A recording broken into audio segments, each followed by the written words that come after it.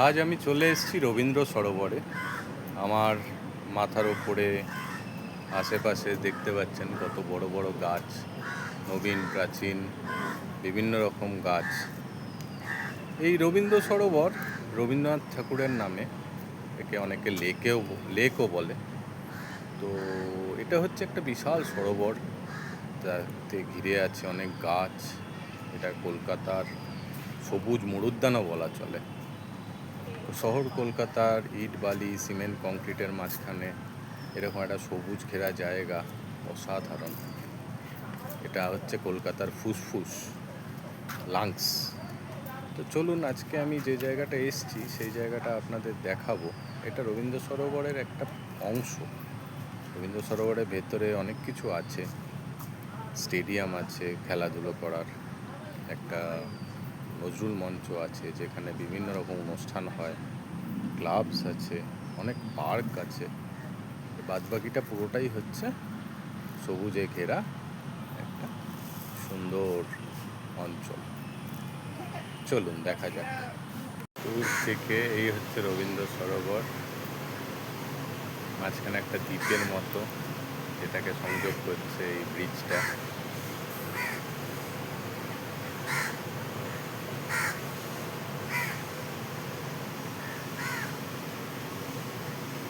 এই হচ্ছে লেকটা বা সরোবর, দেখতে পাচ্ছেন কি বিশাল। চারিদিকে হচ্ছে গাছ, সুন্দর। এখন বর্ষার জন্য জল একদম উপচে পড়ছে, ভরে এসছে। দেখুন, আপনারা দেখলে বুঝতে পারবেন জলের কি অবস্থা। পেছনে দেখা যাচ্ছে একটা ক্লাবের অংশ, এগুলো সব বোটিং ক্লাব।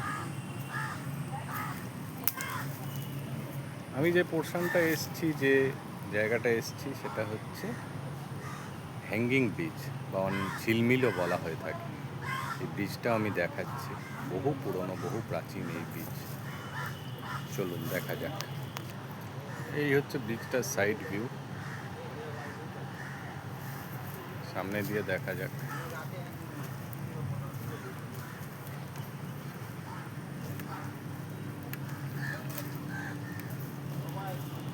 এটা হচ্ছে ব্রিজটা,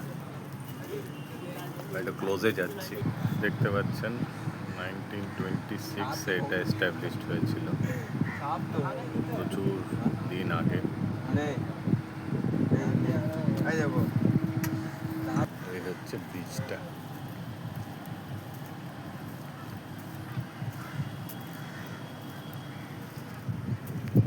ব্রিজের ওপর থেকে জলে প্রচুর মাছ আছে, ভর্তি মাছ।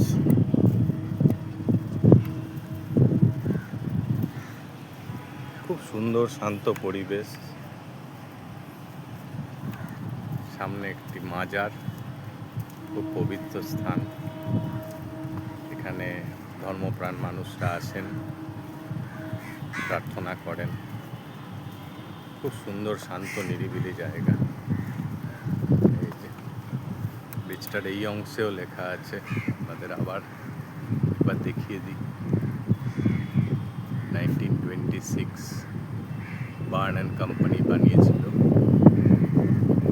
এই ব্রিজটা।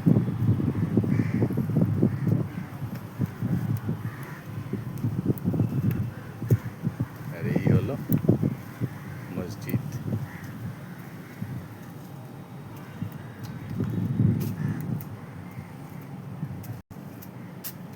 এটাকে লেক মসজিদও বলা হয়।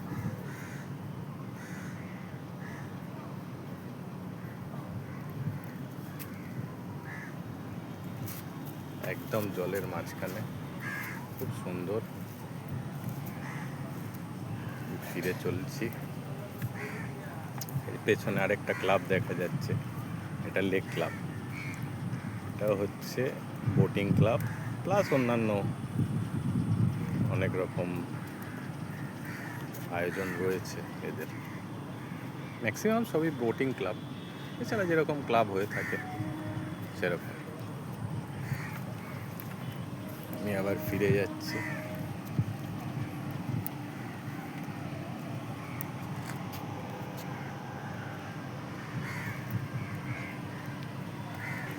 আমি দেখানোর চেষ্টা করব জলে মাছ দূরে রয়েছে, যদিও বড় বড় বিশাল বিশাল সাইজের মাছ। এখানে খাবার দাবার নিষেধ, নাহলে অনেকে মুড়ি টুড়ি দিলে মাছগুলো খেতে চলে আসে।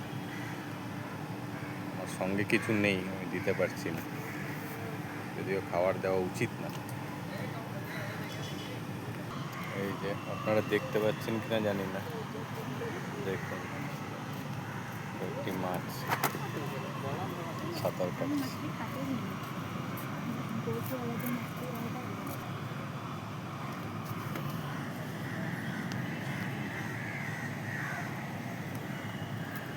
হয়তো রিফ্লেকশনের জন্য ভালো দেখা যাচ্ছে না।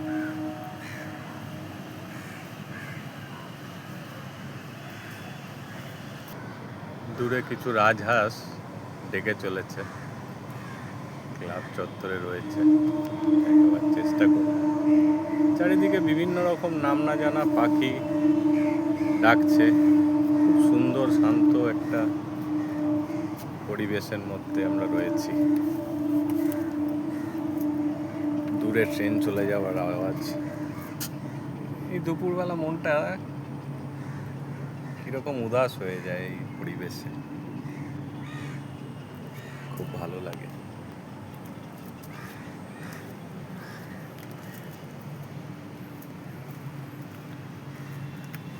এই হলো রাস্তা।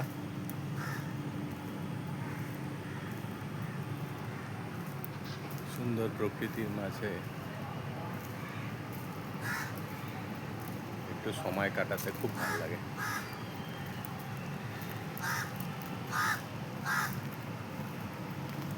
আরেকবার একটু জলের কাছে যাওয়ার চেষ্টা করছি, যদিও জল এত উঠে এসছে।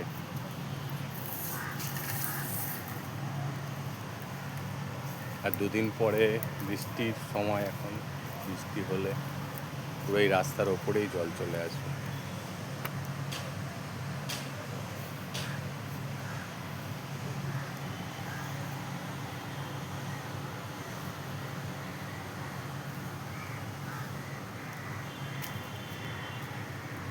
অনেক ধন্যবাদ বন্ধুরা আমার ভিডিও দেখার জন্য।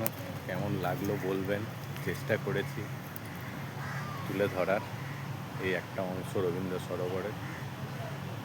Thanks for watching.